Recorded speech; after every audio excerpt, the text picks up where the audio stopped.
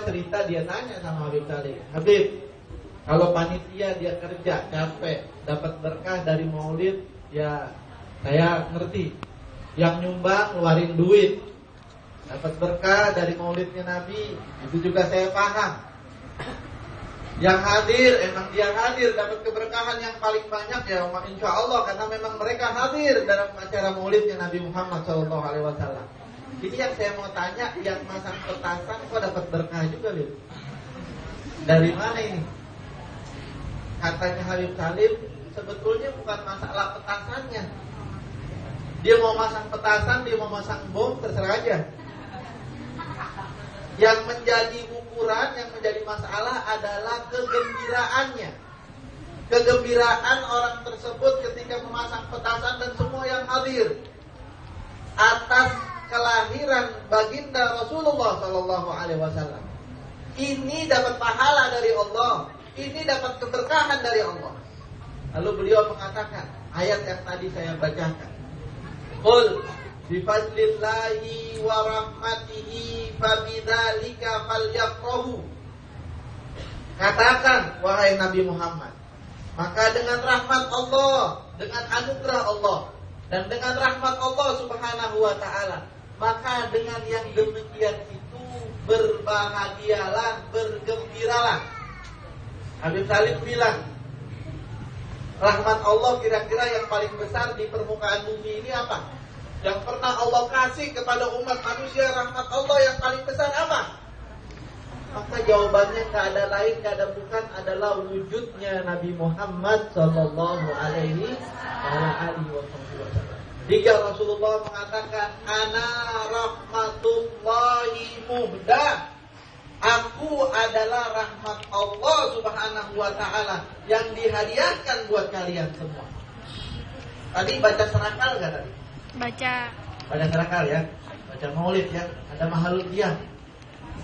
Al-Habib Ali bin Muhammad Al-Habsyi, beliau dalam serakalnya Mahaludiyahnya beliau bilang, dalam tulisannya beliau katakan dalam syairnya, fali rabbi kullu hamdin jalla an yahsura hul'an idhabana bi wujudil mustafa hadi Muhammad.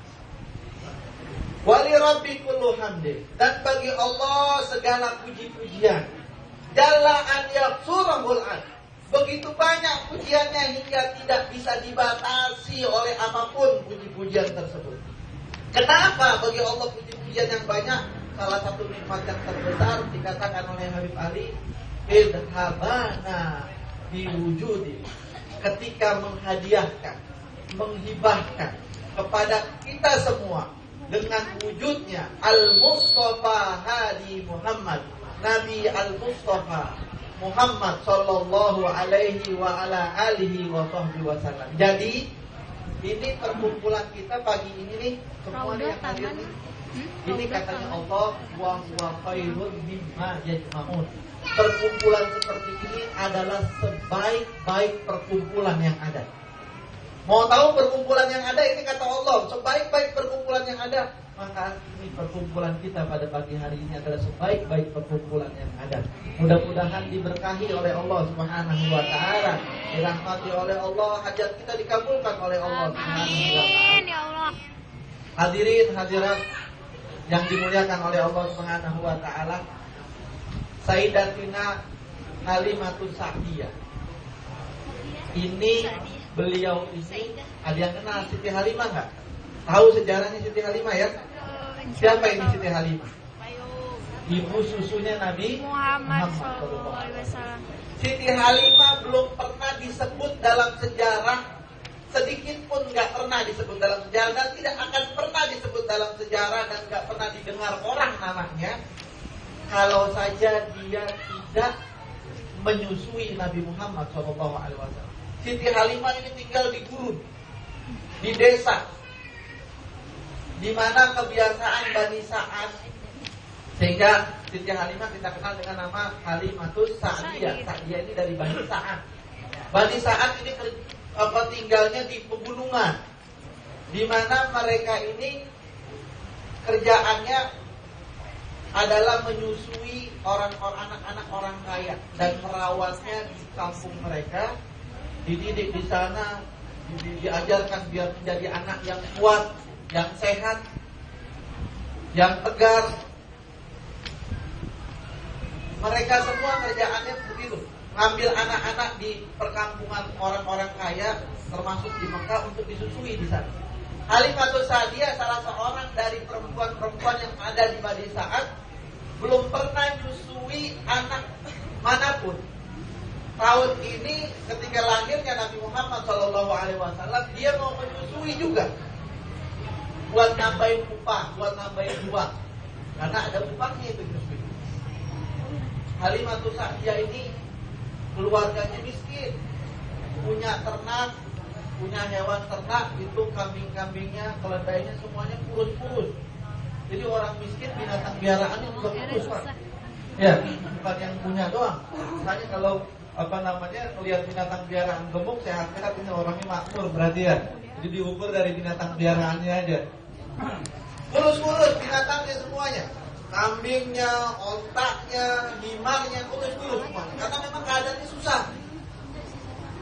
Halimatus Sa'diyah ikut rombongan perempuan yang mau ambil anak-anak susu di Mekah di tahun di mana dilahirkan Nabi Muhammad SAW. Begitu pergi ke Mekah karena pakai ontak yang terus, jalannya lama, yang lain udah lari kenceng-kenceng, benar itu ontak. Siti Halimah jalan pelan-pelan ontak. Sehingga mereka semuanya rombongan perempuan-perempuan yang mau menyusui ini sudah sampai di Mekah dan memilih anak-anak orang kaya dua, dicari yang paling kaya untuk disusui, upahnya banyakan.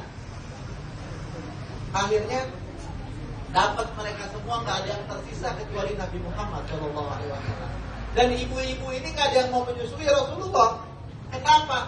Rasulullah anak yatim, ibunya janda. Siapa yang mau bayar? Siapa yang mau bayar? Untuk menyusui dia siapa yang mau bayar?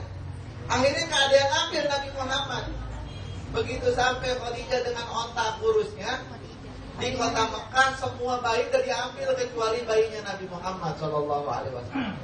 Akhirnya karena udah terlanjuran, ya, udah sampai di Mekah, ya sudah, kita ambil saja ini bayi.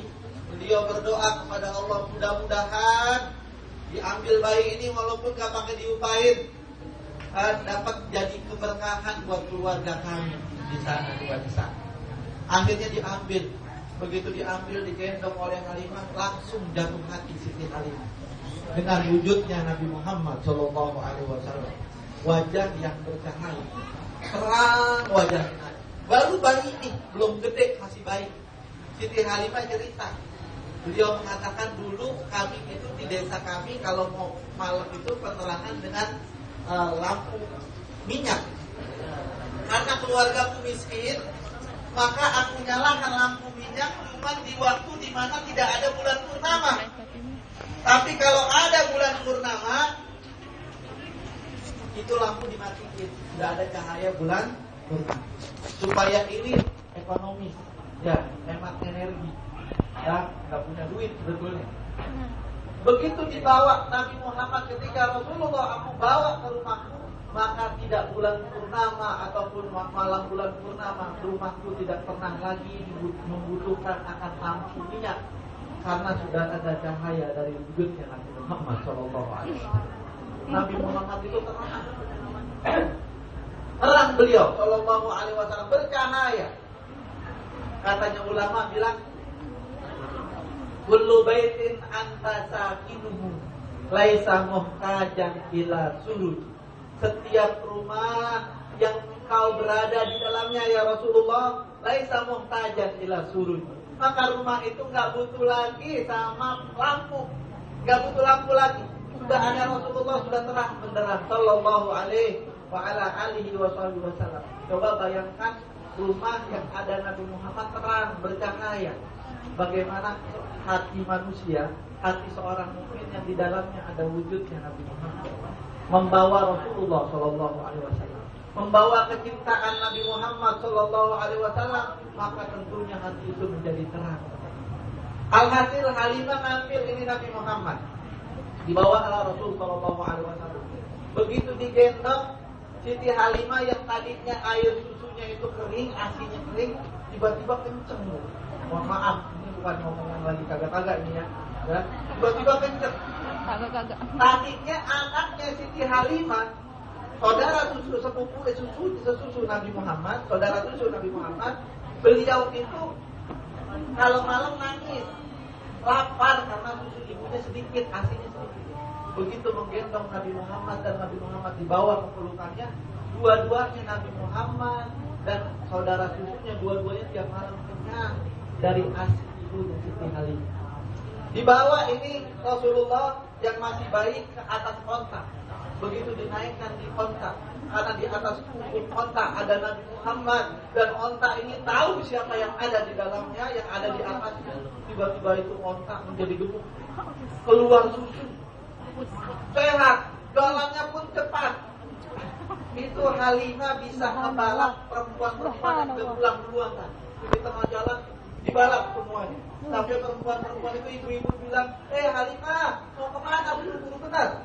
Hati-hati pegang itu onta kamu, jangan sampai dia lari, tidak ada kendalinya. Ada demikian kencangnya itu onta karena di atasnya ada Nabi Muhammad Shallallahu Alaihi Wasallam.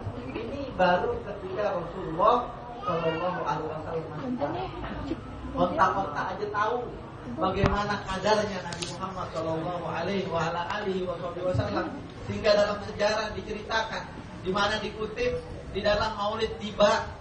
Di sana dikatakan Maulid Tiba ada hadis surah Bismil Habaib fahadza syukra atau farrakaib alam tara wa qad maddat futoha wa salat min madamiha sahaib wada jazbaz zimama wala tasubha faqaidu qawfiha lilubika jadi.